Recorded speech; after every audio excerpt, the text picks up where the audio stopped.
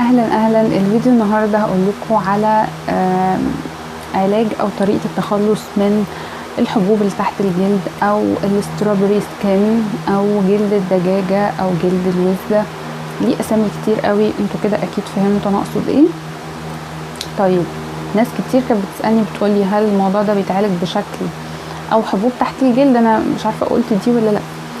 اللي هو الجلد يبقى عليه حبوب كده خلاص كتير بقى، منطقة السيقان كلها والايد كلها والموضوع ده كله. طيب، هل الموضوع ده ليه علاج بشكل نهائي؟ الموضوع ده ليه علاج بشكل نهائي وبيتعالج بشكل نهائي، بس بشرط بالوقت. يعني لازم تاخدي وقتك، مش هتلاقي ابدا علاج بشكل نهائي على طول. اول حاجة هتبدأي تلاحظي النتيجة وتشوفي النتيجة بعد ما تمشي على الخطوات اللي انا هقولها دي من اول شهر. حلو، هتلاقي تحسن بالوقت كويس جدا جدا عن تجربة. طيب، من اول ومن اهم الحاجات اللي انا عايزة اتكلم فيها، بلاش الهرش. الحكة والهرش على الاماكن دي غلط جدا جدا جدا، من اكتر الحاجات اللي هتزود معاكم الموضوع ده. فابعدوا خالص عن الحركة دي، لان بجد هتزودوا الموضوع مش هتحلوه. الحاجة اللي بعد كده وهي اهم حاجة ومن الحاجات المهمة في العلاج، وهي التقشير. خليني اخد السكتش كده علشان ابقى مركزة وانا بقول لكم.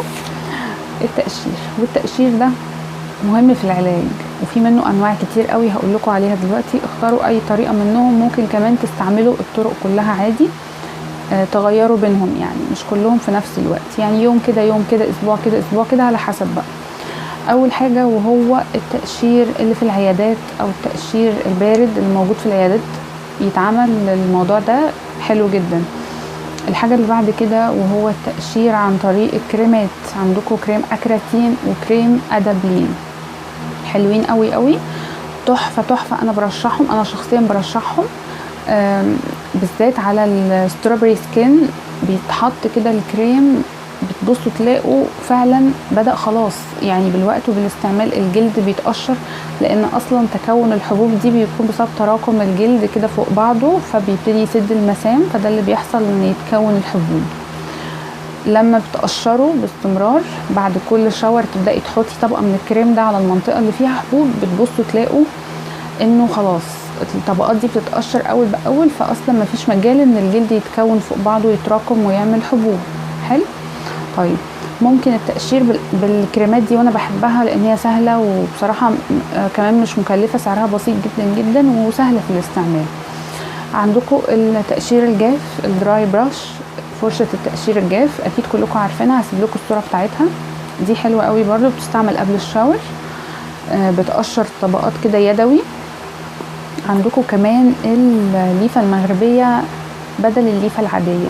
الناس اللي بتستعمل الليفه العاديه في الشاور، الناس اللي عندهم الجلد الوزه ده يستعملوا الليفه المغربيه في الشاور العادي بتاعهم، مش لازم تكونوا هتعملوا حمام مغربي، فاهمين؟ الليفه المغربيه تقيله وسميكه، فبتبتدي تقشر معاكم الجلد، والجلد كده عليه ميه بيبتدي يتقشر بسهوله احسن، وانتوا بتغسلوا جسمكم كده على السريع، فبيبقى كمان بيشيل الطبقه السطحيه كده من الجلد. حلو، فدي فكرة حلوة قوي، انا عن نفسي بحب اعملها.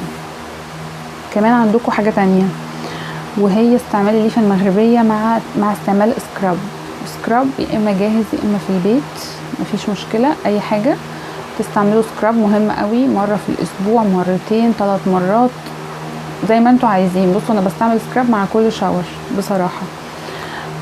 لكن انتوا برضو ما تهلكوش الجلد قوي، يعني ما تهلكوش الجلد قوي، ممكن تستعملوه مثلا 3-4 مرات في الاسبوع في الفترة الاولانية. حلو كده، على حسب برضو جلدكم وبشرتكم. لو جلدكم حساس استعملوه مرة في الاسبوع.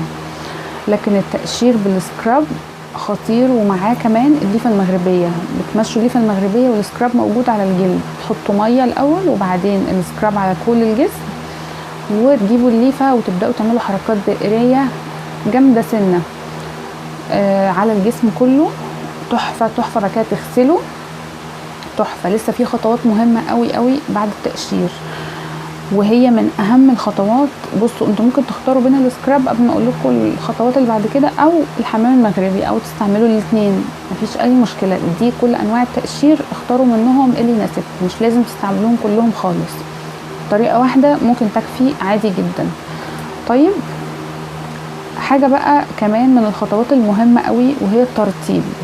ما ينفعش ان احنا نقشر ونسيب الجلد جاف، لازم الترطيب ليه نوعين، داخلي وخارجي. يعني ايه؟ يعني ان احنا لازم نكون بنشرب ميه بكميات كافيه جدا جدا جدا خلال اليوم. دايما يا جماعه ما كنا بنسمع شرب الميه، ايه علاقه شرب الميه بالموضوع؟ هو انتم مدخلين شرب الميه في كل حاجه؟ ايوه يا جماعه، طلع الموضوع فعلا بجد. شرب الميه طول ما الجسم من جوه في جفاف، الجسم جاف، فانتوا هتستنوا ازاي بشرة حلوة؟ هتستنوا ازاي جلد حلو؟ كل ده بيطلع على البشرة وبيطلع على الجلد وبيطلع على الشعر وبيظهر على الشعر، كل ده بيأثر على بعضه. ادخلوا على جوجل واعملوا سيرش على المواقع الطبية، هتتأكدوا من كل الكلام اللي انا بقوله لكم ده، تعرفوا اهميته. وكمان لما تعرفوا اهميته هتبدأوا ان انتوا تشربوا بقى مية، لان يعني في ناس لازم تقتنع كده بالدليل علشان تبدأ ان هي تعمل الحاجة، وما تفتكرش ان هي كلام مرسل وخلاص. وانا معاكم جدا يعني. فشرب الميه يبقى الترطيب الداخلي. الترطيب الخارجي ان احنا نستعمل في الفتره بتاعه التقشير مرطبات قويه. لازم نحط يا اما زيوت، يا اما بادي باتر، زبده شيا، اي حاجه من الحاجات التقيله دي. اي بقى اختاروا الانواع، ممكن اعمل لكم فيديو تاني فيه المنتجات وفيه الاسماء والكلام ده كله. فالنهارده هقول لكم الفكره فيما معناه اللي انا اقصده ايه. طيب عندكم الكاكاو باتر كمان، اي حاجه من الحاجات التقيله. عندكم الفازلين ممكن ترطبوا بيه، عندكم كمان الكربامايد بيجيبها من الصيدليه، سعره بسيط قوي قوي. بصوا بقى تركه حلوه قوي علشان تاخدوا ترطيب حلو في الفتره اللي احنا محتاجين فيها ترطيب قوي دي. تحطوا المرطب على الجلد وهو مبلول حلو، ما تحطيش المرطب على الجلد وهو ناشف، هيمتص المرطب بشكل خرافي، وهتبص تلاقي الجلد فعلا اترطب والمرطب دخل كده جواه، ما بقاش قاعد على السطح. عارفين لما بتبداوا تحطوا بادي باتر كده وتلاقوها قاعده على سطح الجلد كده، لو عملتوا حركه الميه دي هتلاقوا الجلد نفسه بقى هو ناعم كده، ما بقاش مزيت. فهمتوا الفكره؟ طيب بصوا بقى الحاجه اللي بعد كده، وهي برضو من الحاجات المهمه، كل الحاجات مهمه النهارده في الفيديو، وهي انه لازم تغيروا طريقه ازاله الشعر اللي بتستعملوها. مهم جدا جدا، لان ممكن تكون هي السبب. فهتعرفوا ازاي؟ مش هتقدروا تعرفوا غير لما تغيروا الطريقه وتتبعوا الخطوات دي.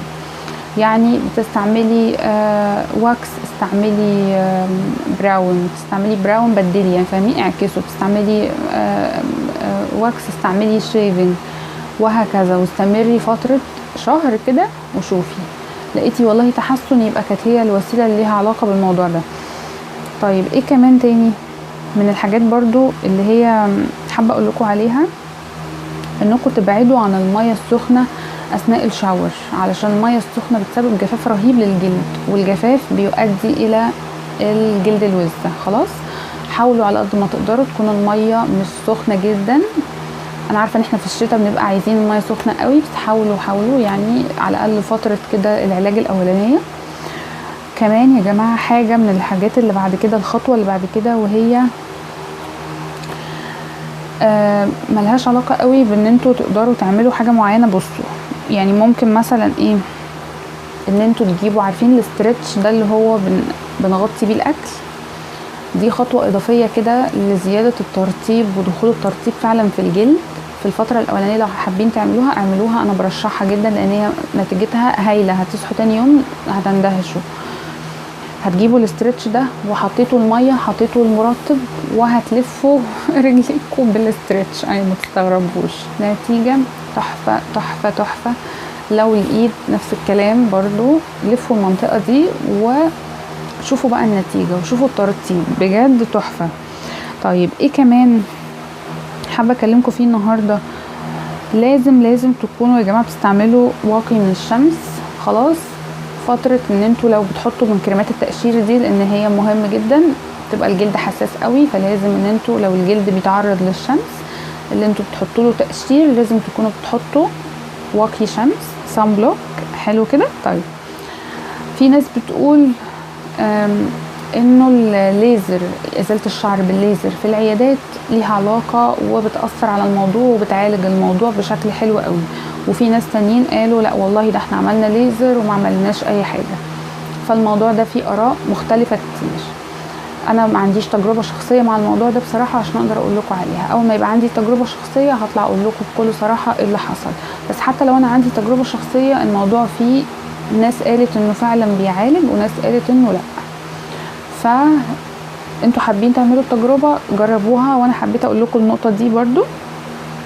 بصوا بقى كمان في اسباب برضو تانية ممكن تكون ليها علاقة بالسترابري سكين، وهي السمنة المفرطة بتعمل كده.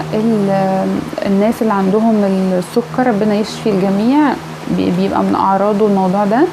كمان الحمل بيعمل الموضوع ده احيانا، مش عند كل الناس. ففي اسباب كتير للموضوع ده. موضوع الجلد الوز ده ليه اسباب كتير، في عوامل وراثيه كمان. فاحنا بنجرب الطرق دي وبنشوف هتمشي معانا في انهي واحده منهم. فهمتوا الفكره؟ لكن اللي انا اقدر اوعدكم بيه ان انتوا هتلاقوا نتيجه هايله جدا جدا من بعد شهر.